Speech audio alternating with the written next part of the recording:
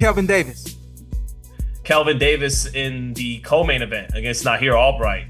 I think he's cutting too much weight, getting down to 140 for one. I mean, he's huge. Agreed.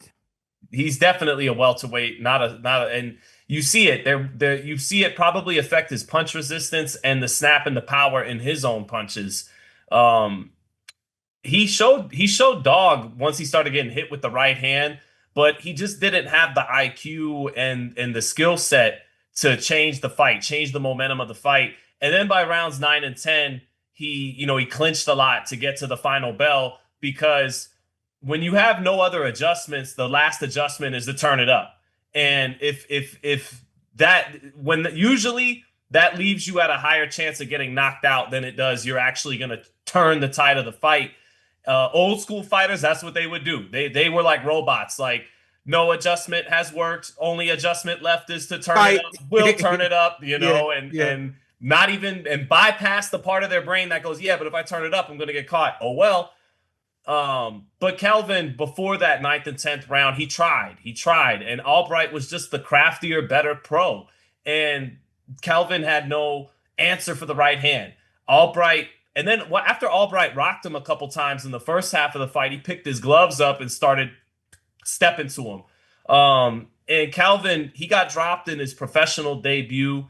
He's, just mechanics wise, leaves a lot to be desired, and I think you could probably explain that better than me, Sean. What'd you think of the fight? Say that again about the last statement that you made. Mechanics wise, leaves a lot to be desired. Yeah.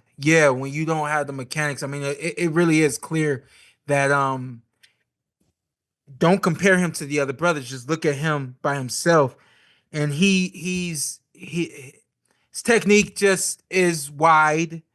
He wants to hustle, but he just doesn't have a lot of tools. And when you're as tall as he is, breaking down your body to make that weight class and all those other things, I always like to say that a tall fighter is always in jeopardy against a short fighter that has the same kind of skills that the tall fighter has.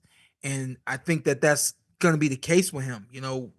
You match him up with guys that have skills and can get past the jab and can weave that wide right hand that he throws, and it's kind of like, it's going to be a dice game every single fight. So I didn't catch much of this fight, but I do feel like Albright clearly won the fight. And obviously we got to talk a little bit about what happened post fight. Well, just to touch on the mechanics, I mean, case in point, you look at his frame and you're like, if the mechanics are on point, he's gonna have some wiry power at the end of his shots, if he could.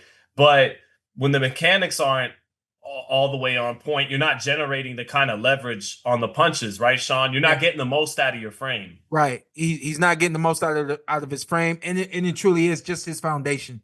It's how he grew up fighting. It's what he learned or lack thereof, and now it's showing. It won't show against somebody who isn't on his level, but as like I always like to say, when you put two guys against one another that at the same level, you get a really good fight, and you never know who's gonna win. And I think that's very evident in that fight right there. Yeah, credit to Albright, man. He showed his IQ and his craft as a savvy pro in his own right from Philly. Showed some of that Philly grit and Philly craftiness. So especially with that right hand, he couldn't miss with the right hand. And this is what you need. You need to show up and show out on a stage like this, and that's how you get more opportunities. So hey, real quick, shout out to Matt Bergeson. Yep. What's up, guys? Being placed against Albright like this was intentional by Top Rank to kind of get rid of him.